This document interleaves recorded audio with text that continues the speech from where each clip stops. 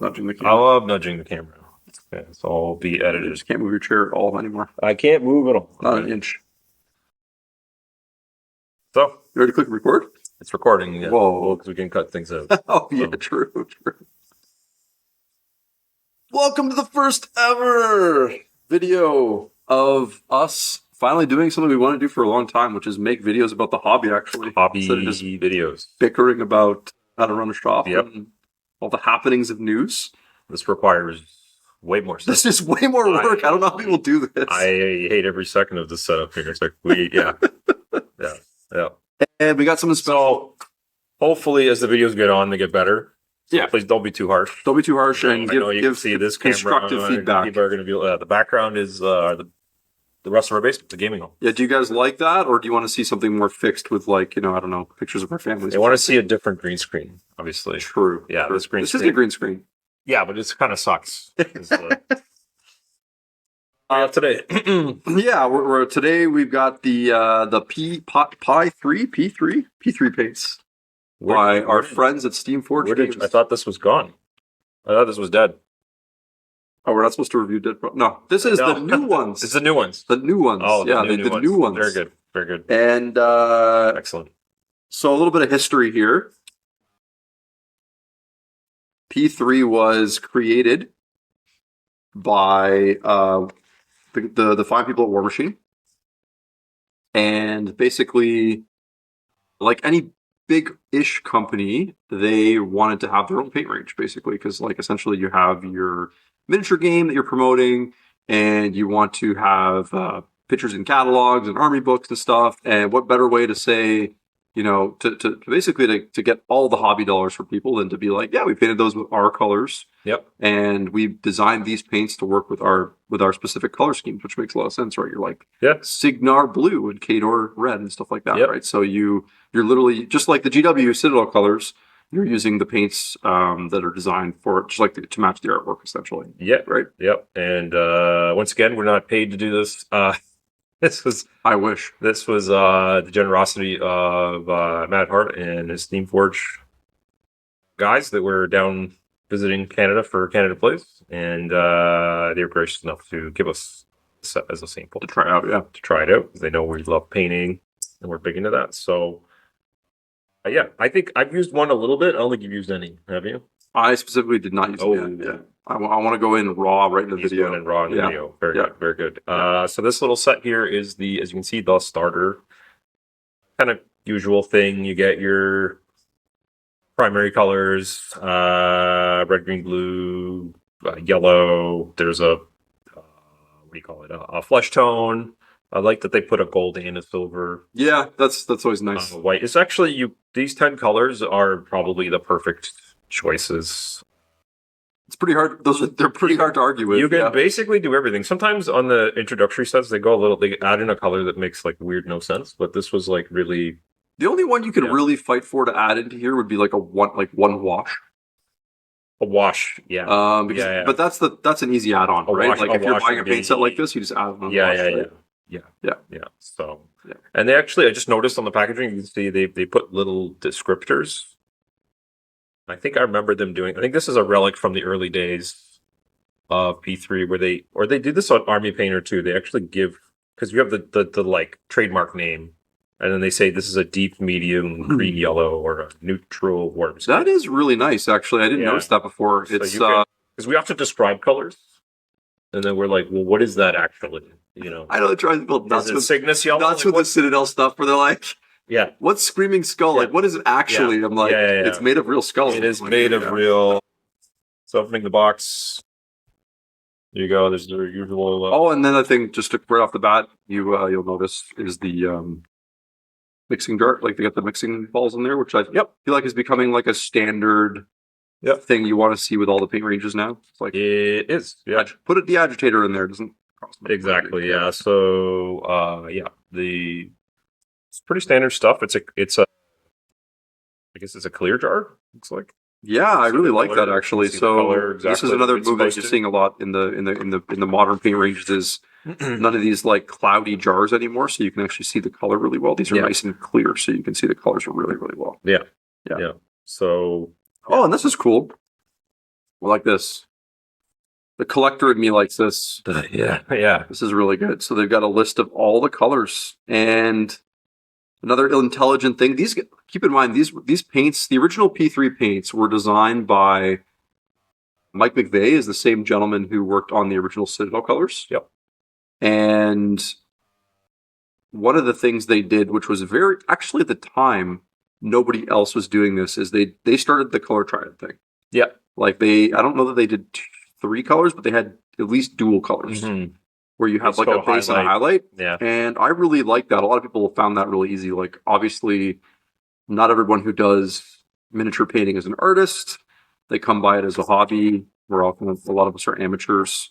So you see the rest of them. Oh yeah, great. So they've got a mixing guide there, but also just the tones that go together, which is really cool. So really handy stuff right out of the box. Yeah, these little charts are great. These are great. Yeah, good job, guys. This is lovely. I like that it's in the introductory set. So yeah, this is really good stuff. Really good. Yeah. Helps. They really thought about this. But the real test, Chris. Well, the other cool thing too is we've got they did because they know that there's like some famous colors. There you go. Just Coal black. There you go, everyone. Yep. The color we've all been waiting for to come back. Coal black. Coal black. Yeah. There's also, I actually did like this one a lot too. Murderous magenta. That's a sharp one. I want to give that a try, mostly because magenta is kind of a problem coverage wise. Magenta usually covers like a pig. Yeah. Like an absolute pig. Sanguine shadow. That's another nice red tone. Yeah. And I think this was the pig iron. No, they call it deathless metal now. Nice. Yeah. So we'll give some of these a try too. But all right. Dun dun dun. Yeah, the mixing medium we have was extra, so they handed us just a few more colors from after the show. They had lying around, so there we go. Chris is giving it a go. Looks like what do I want to do? Let's go right to the red. Right to the red. Red is like such a clutch color. Of white. I'm gonna move these out. Such a clutch color. Like you need it to go. You know. Yeah. This to me looks like almost like a primary red. Yep. How am I looking? You're looking good. Yep. Yeah. Okay. Yeah. Got my wet palette. You got to see the setup we have here. It's a bit crude. It's so Mickey Mouse. Yeah. And I just for the record, how would I set this model up? I basically did the primer job I love the most, which is Mechanicus Standard Gray or Uniform Gray from Army Painter works really well. Yep. And then I did a Zenithal with Wraithbone, and that's my like go-to primer technique these days. You probably noticed this. The paint is pretty liquid. It is thin. It is thin. Out of the jar. Out of the jar. It's not a thick, creamy paint. Yeah, that's interesting. Yeah. It's surprising. Yeah. Because most of the paints these days are the opposite, right? Yeah. They're very thick, and you have to thin them down a lot. You have to thin them, yeah. So the red is it pops a lot. Yeah. Yeah, it does. I noticed though, because of the thinness though. Right away, you're like, there's no way you're getting away with one coat here. You're probably two coating it. Yeah. No, it's not bad though, because you're two thin coats anyway. So I noticed as I was using whatever the standard black is on my Swooping Hawks, and it was like on one hand I was like, oh, I like how quick this applies. That's what you get with the thin paint. It like applies really quick on the model. Then I was like, but I'm gonna have to go back and do more. So it's not a good or bad. It just is like, so it depends on how you paint. Like, maybe because I'm so used to like using AK so much and I rarely have to really go back and add more. It just kind of like, I was like, okay. Is it a bit of a byproduct though of having like this I don't know that this one necessarily is, but to me it looks a bit like a single pigment paint. Yeah, I'm not sure. Maybe it's it doesn't have any white in it or anything like that to help with the opacity, right? There's that possibility. Yeah. All right, Chris is doing a mix here. I don't know what. I'm gonna just try a little bit of the yellow. He's going for the yellow. And keep on. I'm not actually adding any. Normally, I'd be adding a little bit of water you're right away. Not adding much. And I'm just kind of going for it here. Yeah. Yeah. So like, it just glides. Really nice color. Yeah. And I'm getting the strong feeling right away that I'm really gonna like blending with these. Maybe. But look at it. Look at that. Yeah. So this is just gray, not black. Yeah. Right. So that's going to be at least two coats with the yellow. maybe 3. Over white, Yeah. better. Yeah. Or Wraithbone, I should say. Yeah. Better, for sure better. Yeah. Right? So I'm going to let that come to dry. I mean, that's pretty par for the course for most. Yeah, like what yellows aren't going over a dark gray, right? Like pretty much none actually. Like this looks a bit like you would need like an ochre to do that. You kind of, I guess we could try your result here is a bit like would you go do that? This McDonald's marine here right now. Yeah. It's a bit like putting, what's that color? Bad Moon yellow or something? Like one of the pale Citadel contrast yellows. Mm-hmm. It kind of looks like that. I kind of feel like it does look like Bad Moon yellow. It kind of feels like you just put on Ball Red and Bad Moon yellow or something. You know, it's funny that you say that. Yeah. With the contrast paints being as popular as they are, yeah, you wonder if that was a decision point for them. You know, like let's make the paints nice and thin. Yeah. That way people can kind of like slap them on quickly. Yeah. And get a nice bright, vibrant finish. Mm-hmm. Try something crazy here. I'm gonna go in with some ochre. And just still wet? That's dangerous. Chris is living on the edge here. I'm living a bit on the edge here. You can't really blend that. Look at that. No, I'm gonna probably have to do it more dry. It's just sliding around. Sliding a bit, yeah. That's okay. I mean, I do a lot of glazing anyway, so it's not the end of the world. Yeah. But I found when it dried, you see the reds are getting there. It's the satin finish. Yeah, not flat. It's not flat. Okay, it is not flat or matte or whatever or ultra matte. It's none of those things. Now it was quite popular in the world. It makes fine on the palette. It does. We got to get a third camera going here. I'll just move it over here for a second. Is that okay? There you go. Yeah, there you go. So off the bat, I would say they're probably not single pigment. Mm-hmm. These two colors, they could be, but like to me, the orange would be a bit more vibrant. Yeah. If they were, it looks a little muddied when I mix the two together, which indicates there could be some other colors in there messing with the mix there. Yeah. So that's something to keep in mind. Mm-hmm. I mean, so anyway, right, I think like, the base coating of your bottles, you're going to love it. It's going to go on. Very smooth. Very smooth. But you will have to be more patient on it to blend. Chris is he's now doing a bit of you can see he's blending a bit. It's not bad actually. No, but you gotta give it time to dry, especially on that yellow. Yeah. I mean, I like the thinness works in your favor. Yeah. Probably a little bit when you start to do highlights. Mm-hmm. But let's see. Yeah. It's not bad. Not bad. People will probably like working with these. And what brush are you using today, Chris? Dude, I'm using the Chris isn't goofing around. I'm not kidding around here. I'm using a Da Vinci Nova series. There you go. Yeah. So these are my favorite synthetic brushes. Nice. And a lot of time people will buy synthetic brushes and say, I just want a cheap brush, but like they're just like sable hair brushes and just like Klinsky brushes, there are drastic differences. Good ones and bad ones. There's good ones and bad ones. Yeah. And these ones are good, let me tell you. And still, I mean, for a synthetic brush, it's on the price end at a cool like $8. Yeah. That is rich blood. When you're used to paying like $2 or $3 or $5 or whatever. Yeah. But you're generally soft on it. You're soft. You tread softly with your brushes, so I could see you liking, or this paint. I can see you liking. I'm harsh. Yeah. So do you find you like you want that opacity to start with, like a lot more? I do a lot of on the fly blending, so I don't know how much I will like this having to wait for it to dry more. Yeah. But I'm gonna mix a little bit white into the. Yeah, but the arm there looks good. I think. The white is thin too. Holy cow! Yeah, it keeps throwing me off because I'm such a. Normally, I have to put so much water into my paint. Yeah, you don't. Normally, when and this stuff is already quite thin. It is. Yeah. So that's going to take a bit of getting used to. But yeah, for my purposes, this is great. Mm-hmm. I think I could get a lot of good use out of that. Oh boy. Yeah, so dangerous. This means a P3 rack on the horizon, probably. That's dangerous. Yeah, that's good. It does look good. Let's test the metals out, because I mean that's a big thing, right?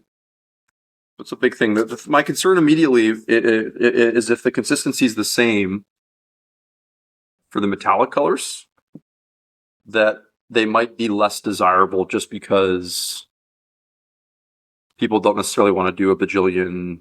What's this? Boiler black? Is that a metal? It is. Yeah. Yeah.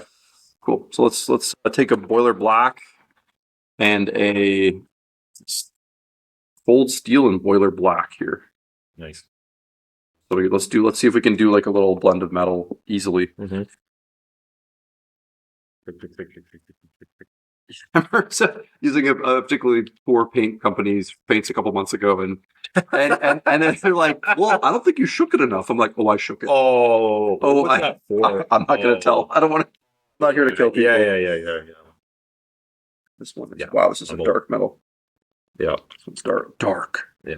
Very I dark. could see the shaking being needed more. Yeah. Yeah. These ones, I didn't say metallics in general need to be agitated quite a bit. Mm-hmm.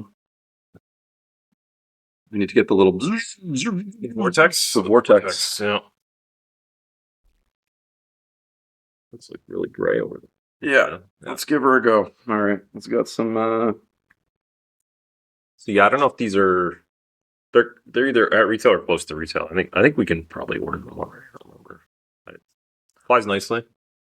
Yeah. Yeah, I like that actually. That's a good looking silver.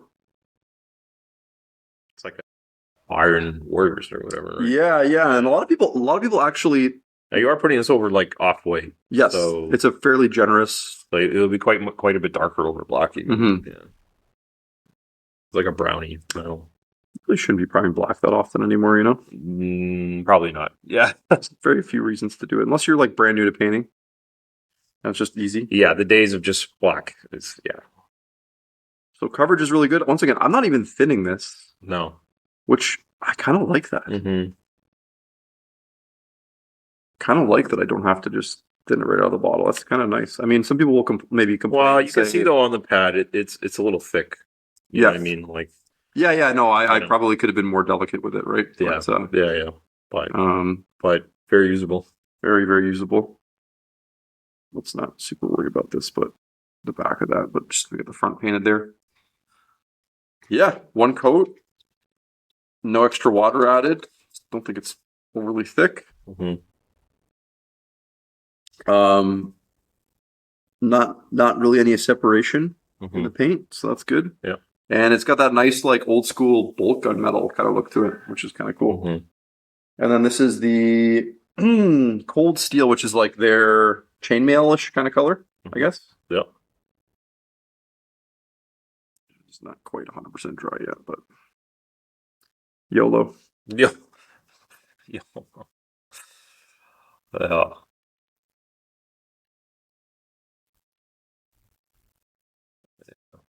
Yeah, I mean, I'm not letting it dry, so I mean, I'm kind of part of the problem here. No.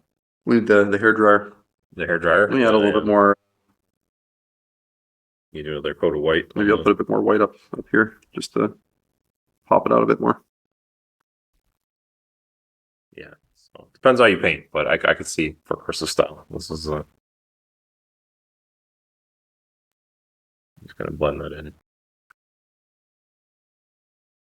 Yeah, it's very glazy. Cool. Yeah, I mean, it's very easy to work with. I can see a lot of people struggling a little bit because of the wateriness. Like if you're not used to the paints being a little bit more on the watery end. Mm-hmm. But I feel like so many people have been using watery paints recently. Yes. With the contrast paints, the speed paints, that this is probably a good direction for them to kind of go in with their colors. Yeah. Are there any other colors you tried that you wanted to kind of No, it's good. While that metal dries, I just want to kind of Chris wants to play with it. Anytime someone wants to play more with the thing, that's a good sign. That's like they're because if you didn't like it, you would have been like, eh. They're like, Jay, you start painting. I'm good here. I'm gonna. Yeah, I've seen all. You're like, I want to try this, and I want to try this, and so. Yeah, I want to say I didn't hate it, but I did have to get used to the thinness a little bit. What are you throwing on cold black? This is cold black. This Yeah. is the legendary color cold black. Yeah. Yeah, you can see over white. You got to like move it around a bit. But it does cover for sure. Yeah.